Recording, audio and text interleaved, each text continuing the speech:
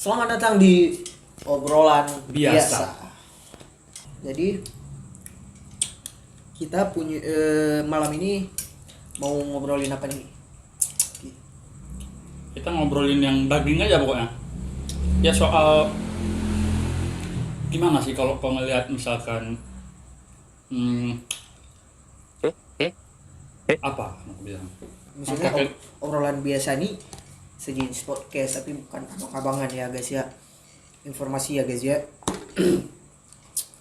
Yang ngomonginnya ya memang abang-abangan tapi bukan abang-abangan yang golongan mana gitu. Kita golongan berkarya kan? Golber, Goldberg hampir. hampir. Maksudnya ada awalan bernya. Kita Itu bukan Goldberg. kita Jadi Goldberg.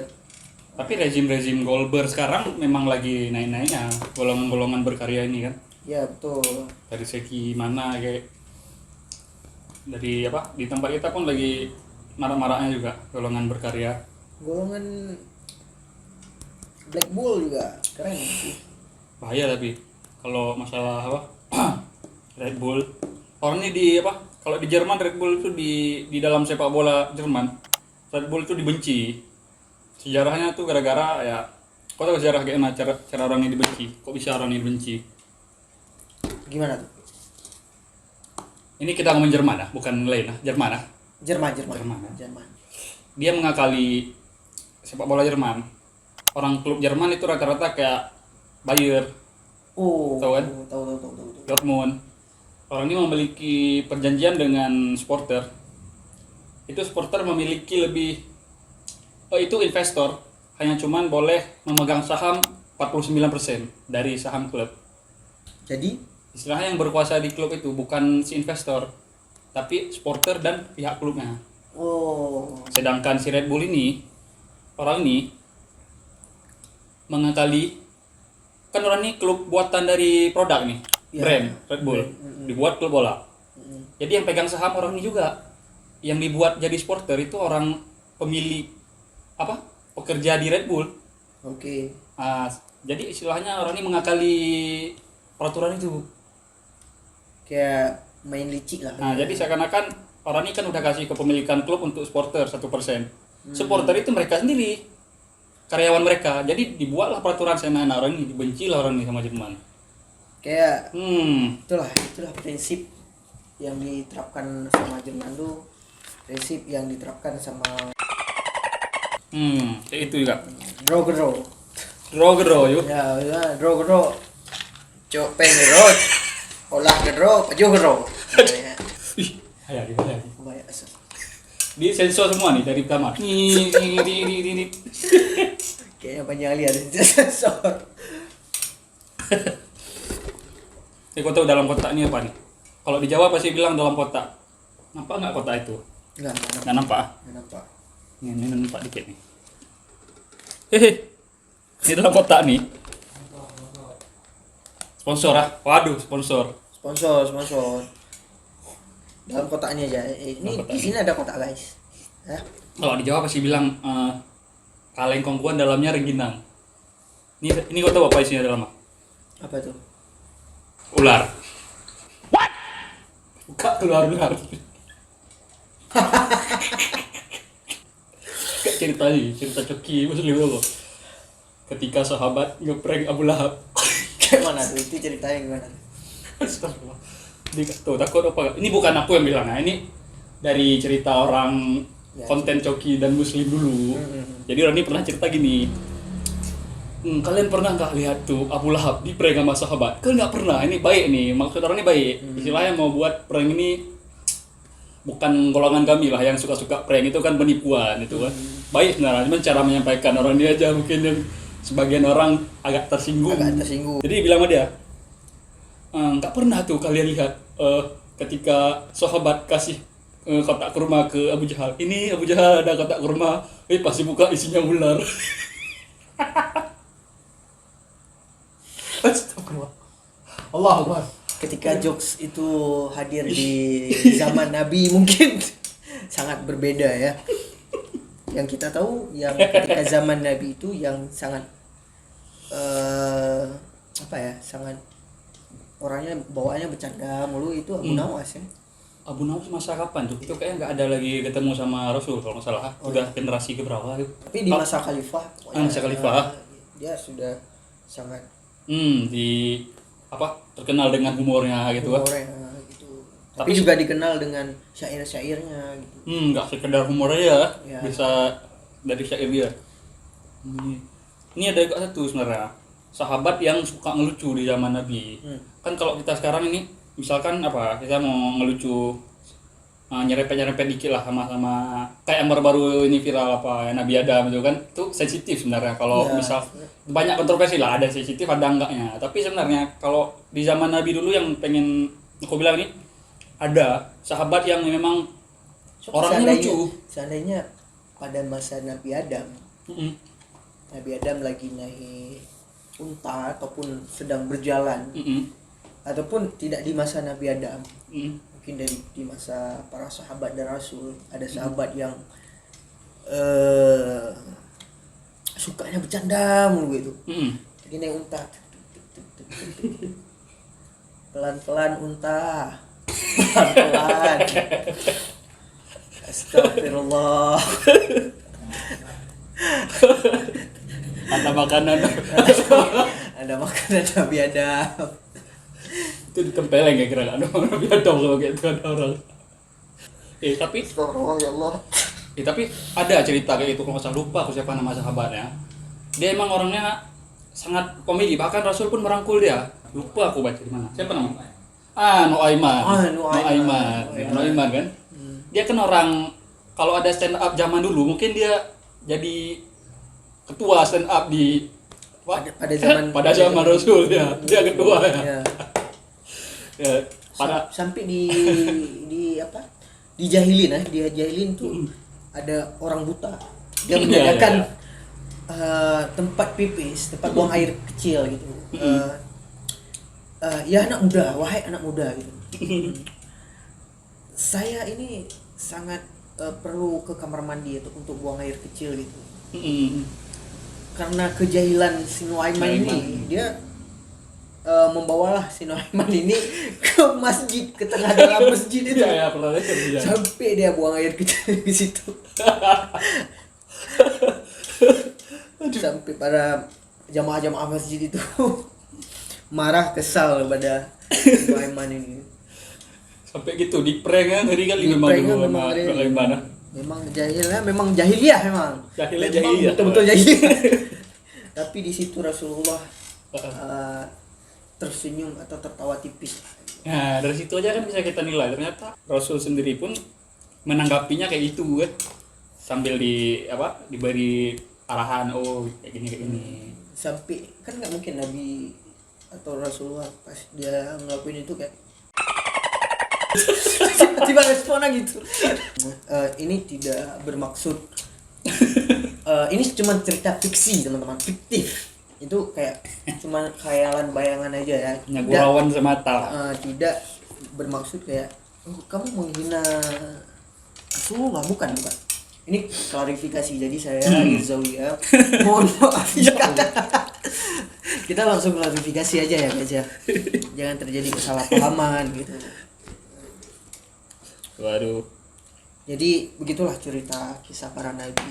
Jadi kalau dikaitkan dengan zaman sekarang memang jauh berbeda. Apalagi misalnya ketika bayangin aja nih, misalnya ada para sahabat, di zaman para sahabat dia menggunakan para sahabat tuh dengan gaya anak Jaksel. Jadi pas ngumpulin untuk berperang itu, prajurit untuk berperang. Ya. Assalamualaikum warahmatullahi wabarakatuh. Ya. Ya, terima kasih buat Ali udah hadir di sini gitu. Jadi saya Umar di sini ingin menyampaikan terima kasih buat para pejuang di sini, para syahid yang udah berhadir. Mungkin untuk catering yang udah hadir juga, terima kasih. Sponsor Pembagian tim pembagian tim gitu, pembagian tim mungkin di gugus depan, ini planningnya di gugus depan. Nanti lu lapor aja ke gua berapa anggarannya gitu. Kan nggak mungkin para sahabat ngomong. Dia ngomong gitu. Nanti tolong buatin hasil presentasinya ya. Ali tolong buatin hasil presentasinya gimana strategi berperang kita, nanti kirim aja ke gua biar direkap. Nanti yang ngurus Aisyah tolong rapnya diperbaiki lagi tuh. Anggarannya tidak sesuai dengan persenjataan kita yang tersedia di sini supaya bisa lebih. Pupdok ya, lupa pupdok. Ya, pupdok mungkin penting itu untuk penting portofolio habis perang. Supaya BTS behind the scene. Jadi supaya ini tujuannya kayak pupdok ini nanti setelah ini langsung di up story ya, supaya para musuh tuh ketar-ketir takut gitu. Karena persiapan kita udah matang gitu. Gak langkah demi langkah kan? Langkah demi langkah. D1 kayak mana? D2 nanti persiapannya. Iya. Konsumsi berapa nasi kotak perlu kan? Iya. Bayangin aja ketika itu para sahabat menggunakan metode Jaksel. Yang ngumpulnya tuh ya, terima kasih udah ngumpul di Masjidil Haram ini. Jadi kita langsung aja ke inti acaranya. Aduh. Ya Allah. Jadi bakal ada bintang tamu lagi. Nanti di hari terakhir penutupan mungkin ada bintang tamu nih. Kalau enggak, aduh bahaya. Cancel. Tadi hanya karangan fiktif belaka. Seandainya mereka menggunakan metode Jaksel yang kita kenal sekarang. Gitu. Kayak metode rapat sekarang gitu. Kan banyak organisasi ya metode rapatnya udah gitu ya. Di event ada aku lucu kalau masalah rapat. Ini paling kocak memang masalah rapat ketika zaman-zaman mahasiswa. Banyak itu bertebaran. Aku salah satunya lihat ini. Yang saking semangatnya dia, pas di ending nggak tahu lagi mau tutup salam tuh kok. Jadi saya nih, assalamualaikum, yuk hidup mahasiswa. Nanti ada video tempel ini. Terima kasih. Wabillahi taufiq wal hidayah. Wassalamualaikum warahmatullahi wabarakatuh. Assalamualaikum. Hidup mahasiswa. Hidup rakyat Indonesia. Allah. Endingnya nggak tahu lagi salam apa, otak dia bilang salam, mulut dia ngucapin hidup mahasiswa, jadi singkir pak. Karena nggak melon. Mungkin itu terlalu over mengingat harus ada aksi gitu. Harus beraksi. Nggak sabar besok mau apa, bawa bendera, mau demo gitu kan. Sampai gitu ya kan semangatnya. Aduh. Pentingnya kayak mahasiswa ataupun bukan mahasiswa nih. Maksudnya anak-anak muda juga perlu latihan public speaking itu juga ya. Gitu. Jadi memang obrolan ini memang kemana-mana guys. Dari sini ke sini, dari apa tadi? Obrolan daging ke sahabat. Memang sahabat sangat menginspiratif kita. Karena sesuai slogan kita. Yang penting ngobrol. Yang penting ngobrol, bukan ngobrol yang penting. Nggak penting gitu ya. Kalian udah nggak nonton, nggak usah lanjutin aja ya. Segitu ya, tutup ya. Tutup, keluar jalan-jalan. Udah. Tapi kalau kalian mau nonton, mau lah, ayo. Ayolah, mau lah nonton. Astagfirullah. Sampai mungkin kita juga butuh jam tayang guys. Kita butuh jam tayang. Ayo. Ini kalau nggak lanjut nih season 2, kita rencana mengundang bintang tamu nih. Aduh, kita bilang nggak usah aja. Nanti sensor ya. Sensor. Nanti bakal ada kejutan nih kalau ini kalau kalian nonton meningkat. Kita bakal hadirkan bintang tamu spesial. Bang Messi ya. Bang Messi. Enggak, bukan Bang Messi juga. Bang Messi kemarin nggak jadi di Indonesia. Aduh, rusak kali itu. Mungkin ada cerita nggak? Ada cerita tapi receh. Nggak lucu kayak cerita. Ini cerita serius. Karena kita tadi bahas sahabat dan khulafa Rasyidin. Jadi aku cerita tentang gini guys, ini informasi kita bahasnya khulafa dan tentang para sahabat. Karena ini malam Jumat guys. Ya gimana ya? Pun ada astagfirullah. Insyaallah malam yang diberkahi. Makanya kita cerita tentang ini aku ada. Tentang kau tahu Abu Nawas kan? Tahu. Nah ini yang setipe yang Babu Nama suka, namanya Nasruddin Hoja. Kalau nggak salah dia di masa hidup di masa peradaban Turki Utsmani ya. Tolong dikoreksi kalau salah, lupa gue kayaknya kalau salah ya. Jadi cerita tentang Nasruddin Hoja. Suatu hari kan dia jalan-jalan lah di jalannya di jalan. Habis itu Jalan-jalan. dia melihat sebuah pohon ceri yang buahnya kecil-kecil merah tuh. Tahu. Pohon ceri itu. Lah capek deh duduk lah di pohon tuh. Berteduh lah sih capek. Tiba-tiba pas tidur di bawah pohon dilihat ada buah ceri di atas kecil bulat. Jatuh kepala, di situ ketemu gravitasi. Kalau itu Isaac Newton. Bukan. Di situ tidurlah dia. Terpikirlah lah di kepala dia kan dibilang, ini kok Allah kok menciptakan buah ceri ini begitu kecil padahal pohonnya begitu kokoh. Gede pohon itu kan bisa untuk berteduh. Tapi buahnya kok bisa kecil sekecil itu. Sedangkan pohon labu, tahu labu? Labu tanah atau labu air. Pohonnya lape-lape lembek itu. Tapi buahnya gede. Disitulah yang dipertanyakan. Seharusnya ini kebalik ini. Cobalah buah ceri yang kecil seharusnya ditempatkan di pohon labu yang kecil lembek. Nah, biar sama imbang lah. Ini pohon ceri yang kuat, buahnya segede-gede buah labu kalau bisa karena pohonnya juga gede. Oke. Tiba-tiba lagi tidur. Wah, jatuh buah ceri ke kepala dia. Langsung dari situ apa yang dilakukan dia tuh? Nulis rumus gravitasi. Ini inspiratif sebenarnya nih. Oh, apa? Tapi terkejut dia bangun. Langsung dia bersujud. Maafkan aku ya Tuhan, maafkan aku. Takut di situ, nangis di situ gara-gara dia gara-gara pikiran dia tadi. Ingin menukar buah labu dengan buah ceri. Oh, ngerti. Dapat poinnya kan? Dapat. Coba kalau buah labu itu jatuh ke kepala dia. Hilang di situ, mati dah situ. Ya. Itulah poin. Pecah kepala. Apa? Enggak ada cerita.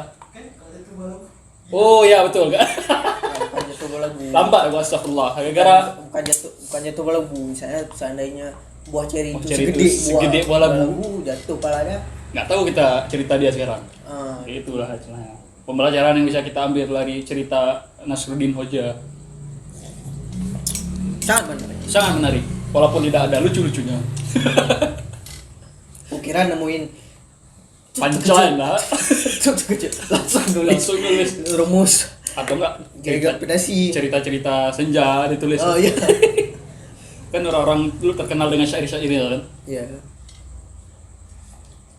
Udahlah. Enggak ada lucu episode ini. Lucunya kalian nanti keluar ya cari-cari jalan kalau jumpa nih.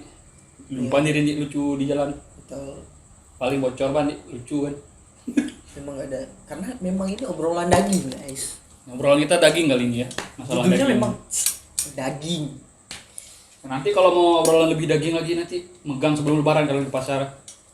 Tanya tuh masalah daging. Daging semua tuh obrolannya. Ya. Oke lah. Ciao. Syukron, kasiron. Jazakumullah khairan.